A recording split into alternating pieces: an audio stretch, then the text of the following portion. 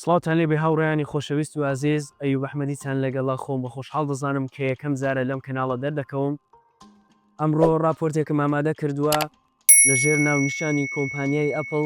هیوادارم سوودمەند بن.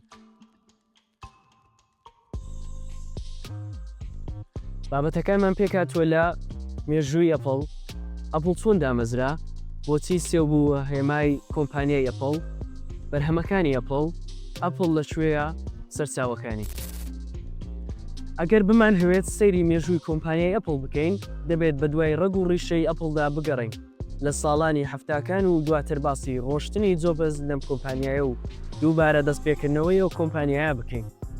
ئێمە لە سەرەتای ئەم ڕاندەوە چیرۆکی چۆنیەتی دامەزراندنی ئەم کۆمپانیایەتان بۆ دەژێڕینەوە کە لە ئەپڵی یەکەمەوە دەست پێ دەکات و واسراوەتەوە بۆ ئەپڵی دووەم.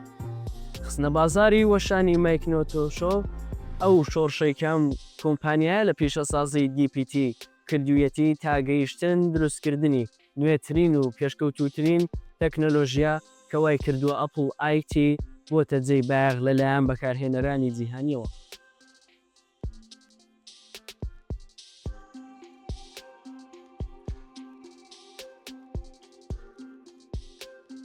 ڕژێمی سێوی ئەپڵ لە گەراجێکدا لەدایک بووە.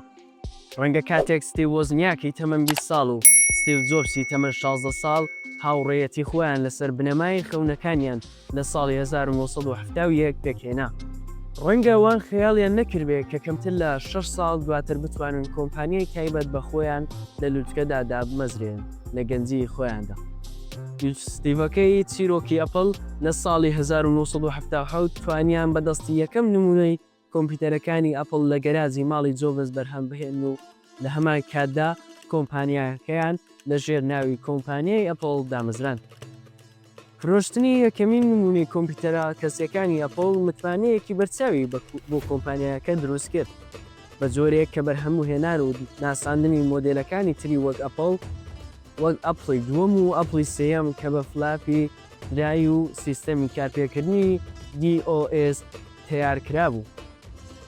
توانی ناوبانگێک لە نێو براندەکانی تردا دروست بکات و وەک کۆمپانیایەکی فەرمی لە ژێرناوی براندی ئەپڵ بناسرێت.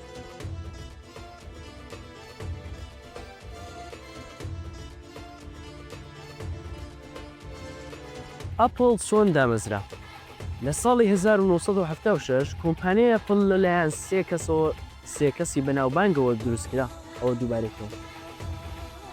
ئەپڵ چۆن دامەزرا؟ لە ساڵی 1976 ئەپڵ چۆن دامەزرا؟ لە ساڵی 1976 کۆمپانیای ئەپڵ لەلایەن سێ کەسەوە بە ناوەکانی ستیڤ جۆبس و ستیڤ وۆزنیاک و ڕۆناڵد واین دامەزرا. ئامانجیان فرۆشتنی کۆمپیوتەری تایبەتی وۆزنیاک بوو کە لە ماڵەوە دروستی کردبوو بە ناوی ئەپڵی یەک. ئەپڵی یەک وەک مەزرەوبۆردێکی فرۆشرا کە CPU ڕام و چیپی ڤیدیۆی بنەڕەتی تێدا بوو. ئامێرەکە سەرەتا کیبۆردێکی ناوخۆیی شاشەکەیست یان هەر ئامێرێکی ڕووکاری مرۆیی نەبوو کە دواتر لە ساڵی 1970 زیاد کرا.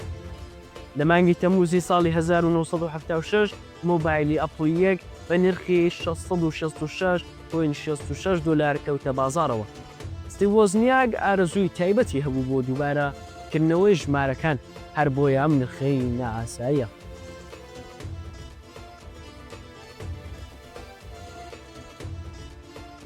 ئەمانەش دامەزرێنەرانی کۆمپانیای ئەپڵن.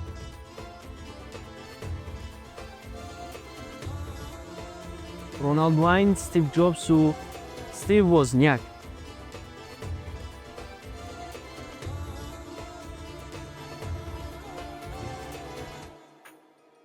بۆچی سێو بوو بە هێمای ئەپڵ؟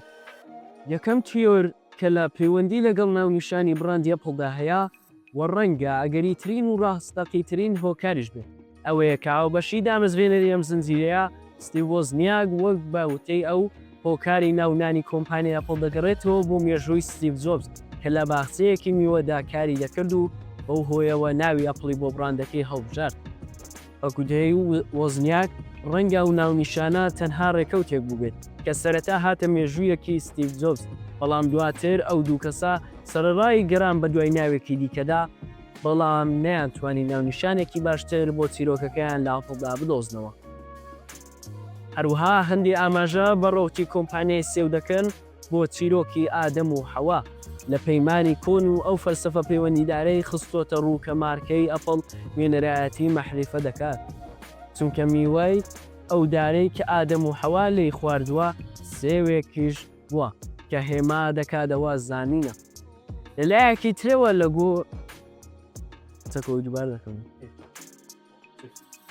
بە گوتەی وەزنیاک ڕەنگە و ناونیشانە تەنها ڕێکەوتێک بوو بێت کە سەرەتا هاتە مێشکی ستیڤ جۆبس، بەڵام دواترە و دوو کەسا سەرەڕای گەڕان بە دوای ناویەکی دیکەدا، بەڵام نەیانتوانی ناونیشانێکی باشتر بۆ چیرۆکەکەیان لە ئاپڵدا بدۆزنەوە.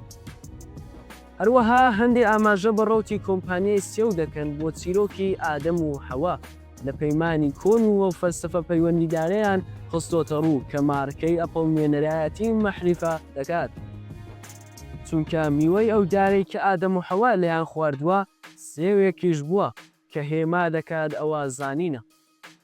لەلایەکی ترەوە لۆگۆی سەرەتایی کە بوو مارکەی ئەپڵ دیزاین کرا و هەڵبژێردرا وێنەیەکی نیوتن بوو کە لە ژێردارە سێوێکدا دانیشتووە و هەمان چیرۆکی بەناوبانگی کەوتنی سێ و دۆزینەوەی هێزی کێشکردن دەگەڕێتەوە کە بە جۆرێک پەیوەندی بەوەوە هەیە زانست و داهێنان لەگەڵیدایە.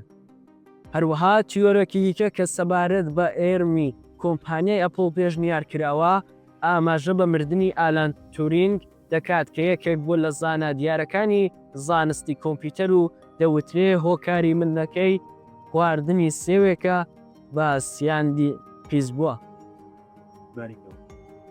هەروەها توێرێکی دیکە کە سەبارەت بە ئێرمی کۆمپانیای ئەپڵ پێشنیار کراوە ئاماژە بە مردنی ئالان تورینگ دەکات کە یەکێک بۆ لە زانە دیارەکانی زانستی کۆمپیوتەر و دەوترێ هۆکاری مردنەکەی خواردنی سێوێکە کە بە سیاند پیس بووە.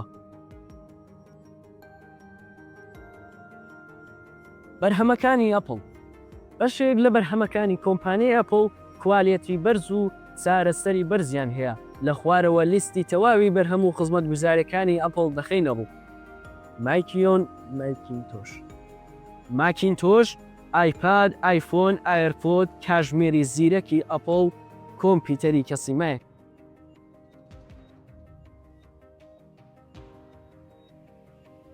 ئەپڵ لەکوێیە؟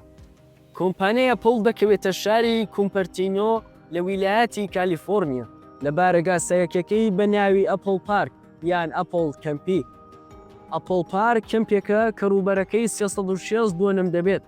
بینا سەرەکیە بازنەیەکانی لەلایەن نۆرمان پۆستەرەوە دیزاین کراوە.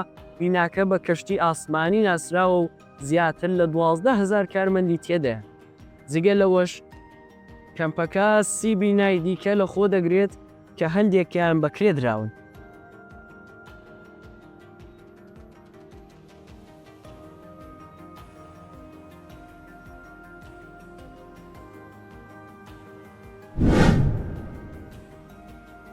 لێرەشدا هاتینە کۆتایی و هیوادارم بەدڵتان بووێ ئەمە بەشێکی کورد بوو لە مێژووی کۆمپانیای ئەپڵ.